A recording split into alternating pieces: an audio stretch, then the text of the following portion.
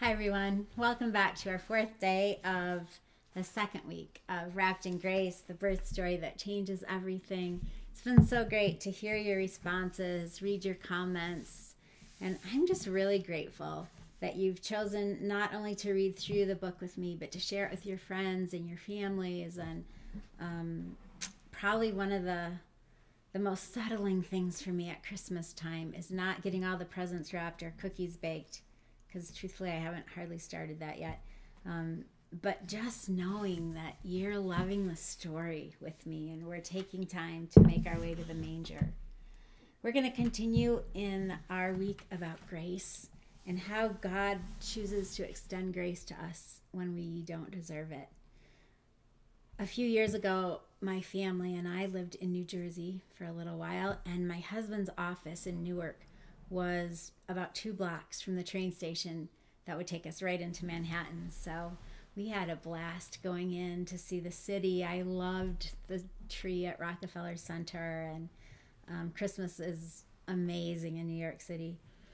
But one day we were walking around New York University. They have really cool bookstores there, and I walked past a sign that really stuck with me, and this reading today is from that experience. So, learning from the students at NYU.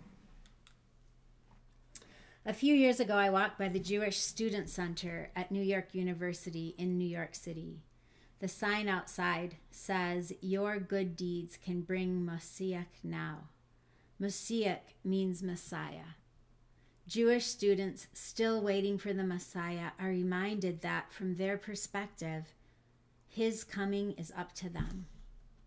Ancient Israel did not fully keep God's law, and eventually God's presence departed from Israel. You may remember the story of when King Solomon dedicated the temple to God, and the cloud of God's presence filled the temple. At the height of Israel's disobedience, the cloud departed. Based on Jewish history, Messianic hope remains intrinsically connected to the ability of Jewish people to be good. If the prerequisite of good deeds is filled, it follows that God will want to come again. As Christ followers, we believe that the Messiah has already come. Jesus came as Messiah, God's anointed one, not because he saw an abundance of goodness, but because he loved us, even when we were not good. He came to become our righteousness, to forgive our past and our inability to keep the law, and to empower us to do what is right. Romans 5:8 says, "But God demonstrates his own love for us in this: while we were still sinners, Christ died for us."